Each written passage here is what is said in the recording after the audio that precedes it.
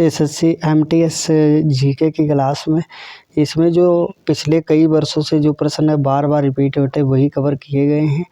और यदि आप वीडियो को शुरू से लास्ट तक देखते हैं और बार बार वीडियो को देखते हैं, मतलब जो सीरीज बाय सीरीज वीडियो को देखते रहते हैं, तो आप मैक्सिमम यानी 25 आउट ऑफ 25 कर सकते हैं।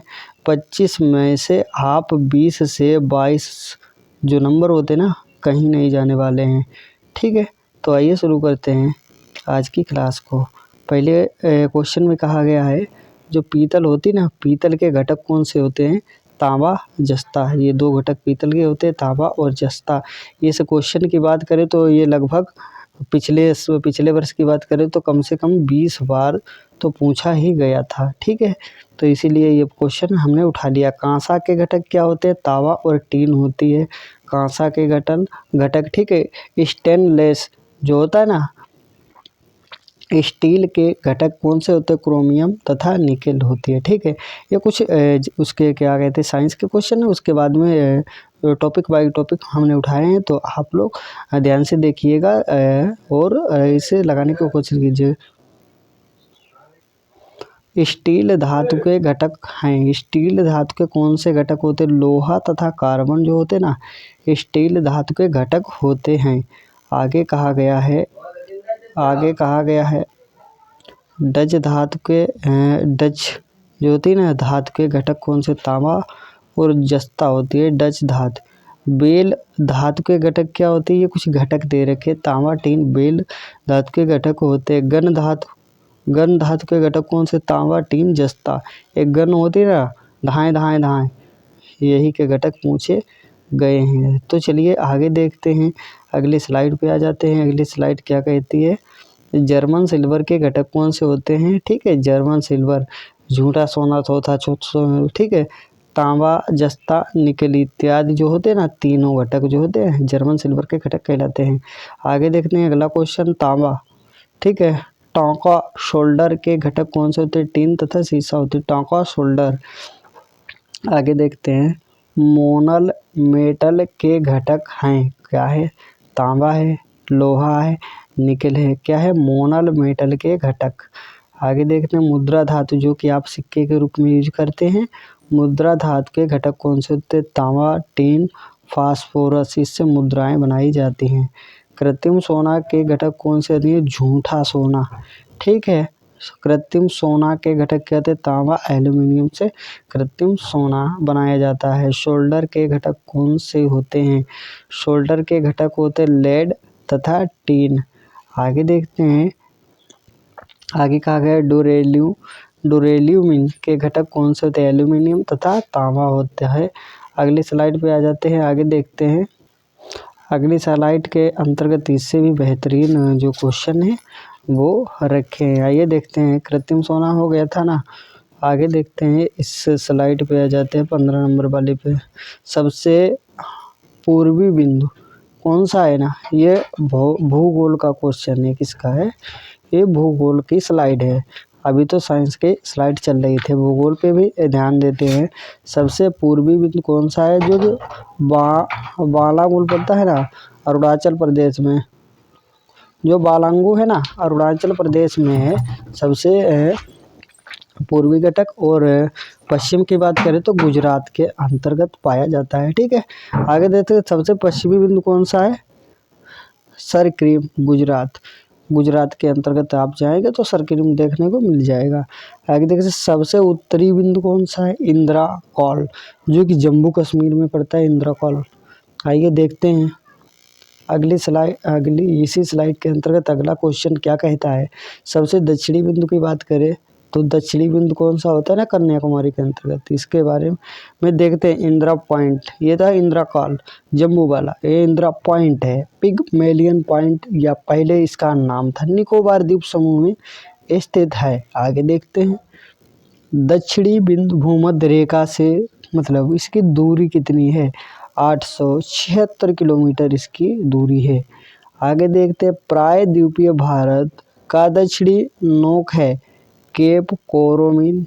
ठीक है, तमिलनाडु के अंतर्गत पड़ता है। आप तमिल में जाइएगा तो ये देखने को मिल जाएगा। क्षेत्रफल की दृष्टि से विश्व में स्थान, अर्थात भारत का जो है ना विश्व में कौन सा स्थान है एरिया की दृष्टि से, तो 7वां 7th। ठीक है, आइए देखते हैं जनसंख्या की दृष्टि से विश्व में स्थान है। ठीक है, दूसरा इंडिया की ही बात हो रही है। ठीक है, प्रथम स्थान किसका है, चाइना का। आगे देखते हैं, आगे कहा गया है विश्व जनसंख्या भारत में निवास करती है। विश्व जनसंख्या का जो है ना कितने प्रतिशत है जो भारत में निवास करती है, 17.5%। ठीक है, आगे अक्षांशीय विस्तार है। ठीक है, 8°4 37°6 उत्तरी अक्षांश। ठीक है, आगे देखते हैं देशांतरीय विस्तार कितना है, 68°7 से लेकर 97°25 पूर्वी देशांतर में हमारा भारत है। आगे देखते हैं उत्तर से दक्षिण में विस्तार कितना है, अर्थात किलोमीटर में बात करें तो भारत को किस प्रकार से नापते हैं, यदि भारत को उत्तर से दक्षिण की ओर मापते हैं तो 3214 किलोमीटर की लंबाई हमें तय करनी पड़ती है। ठीक है, पूर्व से पश्चिम की बात करते हैं तो 2933 किलोमीटर हमें जाना पड़ता है इंडिया को क्रॉस करने के लिए। आइए देखते हैं भारत स्थित है, कहाँ स्थित है, उत्तरी गोलार्ध एवं पूर्वी देशांतर के अंतर्गत। भारत की आकृति कैसी है, भारत की आकृति जो है ना चतुष्कोणीय आकृति है, अर्थात आप इंडिया का मैप तो देखा ही होगा किस प्रकार से हमारा इंडिया का मैप है। भारत का कुल क्षेत्रफल 32,87,263 वर्ग किलोमीटर है। टोटल एरिया की बात की जाए तो ये निकाला कैसे जाता है, क्षेत्रफल किसी आयत का क्षेत्रफल कैसे निकाला जाता है।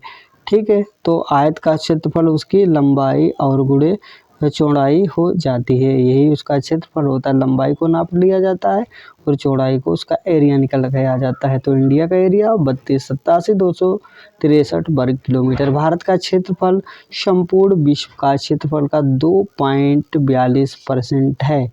आइए देखते हैं इसकी राजधानी कहाँ है, राजधानी नई दिल्ली, जो 1912 ईस्वी में लॉर्ड हार्डिंग के द्वारा बनाई गई थी। आइए अगले क्वेश्चन पे आ जाते हैं, सर्वाधिक बोली जाने वाली भाषा कौन सी है, हिंदी है। और दूसरे नंबर पे चाइनीज भाषा आती है जो कि सबसे ज़्यादा बोली जाती है। उसके साथ ही साथ मंदारिन का भी कहीं कहीं पे नाम आ जाता है। सबसे अधिक जनजाति कौन, गोंड जनजाति है इंडिया के अंतर्गत, जो कि मध्य प्रदेश में रहती है। और ये बोलियों की बात करें तो सर्वाधिक बोली जाने वाली भाषा है ना, आप कंफ्यूजन में मत आइएगा, ये भारत की बात की जा रही है। ठीक है, भारत के अंतर्गत कौन सी भाषा सबसे ज़्यादा बोली जाती है, हिंदी। दुनिया की बात करें तो विश्व की बात करें तो मंदारिन और 2 नंबर पे चाइनीज आती है। ठीक है, आगे देखते हैं आगे क्या कहती है, अगली स्लाइड पे आ जाते हैं। ठीक है, ये जंतु विज्ञान, जीव जंतु वनस्पति का जनक अरस्तु जी हैं। ठीक है, अरस्तु ने इसकी कई चीज़ों की खोज की थी। जीव विज्ञान शब्द का प्रयोग सर्वप्रथम लेमार्क फ्रांस के रहने वाले थे एवं ट्रेवियनस जर्मनी के रहने वाले थे। ये दो व्यक्ति महान जो कि वैज्ञानिक हुए, इन्होंने जीव विज्ञान शब्द सबसे पहले अपने प्रयोग में लाए। जैव विकास को सर्वप्रथम समझाया था लेमार्क ने, जो कि फ्रांस के रहने वाले थे। चिकित्सा शास्त्र का जनक हैं कौन है, हिप्पोक्रेटस। ठीक है, हिप्पोक्रेटस कौन है, चिकित्सा शास्त्र के जनक। इन्होंने क्या किया था, चिकित्सा के बारे में काफ़ी योगदान देने के बाद हमें समझाया था हम लोगों से लेकर हर व्यक्ति की किस प्रकार से चिकित्सा की जाती है, मतलब दवाई की जाती है, किसी ने ठीक किया जा सकता। वनस्पति विज्ञान का जनक कौन है, थियोक्रेटस। रसायन विज्ञान का जनक कौन है, ये थियोक्रेटस हो गए ना। रसायन विज्ञान का जनक कौन है, लेवोजियर। क्या है, लेवोजियर। रसायन विज्ञान के लेवोजियर भी कहा जाता है इन्हें कहीं कहीं पे। भारत का सर्वोच्च सम्मान कौन सा है, भारत का सर्वोच्च सम्मान भारत रत्न कहलाता है। भारत रत्न राष्ट्रीय पुरस्कारों का प्रारंभ 1954 ईस्वी में हुआ था। आगे देखते हैं, भारत रत्न से सम्मानित प्रथम भारतीय थे कौन थे? डॉक्टर सर्वपल्ली राधाकृष्णन जी। आइए देखते हैं अगला क्वेश्चन, भारत रत्न से सम्मानित प्रथम भारतीय महिला की बात करें तो इंदिरा गांधी 1971 ईस्वी में इन्हें भारत रत्न से सम्मानित किया गया था। और डॉक्टर सर्वपल्ली राधाकृष्णन पुरुष थे, इंदिरा गांधी महिला थी। मरणोपरांत भारत रत्न से सम्मानित प्रथम व्यक्ति थे लाल बहादुर शास्त्री जी, जिन्हें 1966 ईस्वी में भारत रत्न की प्राप्ति हुई थी। आइए आगे देखते हैं, डॉक्टर भीमराव अंबेडकर को मरणोपरांत भारत रत्न 1990 ईस्वी में दिया गया था। आइए अगली स्लाइड पे आ जाते हैं। अगली स्लाइड, भारत रत्न प्राप्तकर्ता प्रथम विदेशी थे खान अब्दुल गफ्फार खां, जो कि पाकिस्तान के रहने वाले थे। उन्हें 1987 ईस्वी में नोबेल भारत रत्न दिया गया था। आइए देखते हैं, विदेशों में मदर टेरेसा को भारत रत्न दिया गया था 1980 ईस्वी में। अगला क्वेश्चन आ जाता है, बुकर पुरस्कार की शुरुआत 1969 ईस्वी में हुई। जीतने वाली प्रथम भारतीय महिला थी अरुंधति राय, जिन्हें 1997 ईस्वी में बुकर पुरस्कार दिया गया था। बुकर पुरस्कार संबंधित है किससे? साहित्य लेखन से। साहित्य के क्षेत्र में मैन बुकर पुरस्कार दिया जाता है।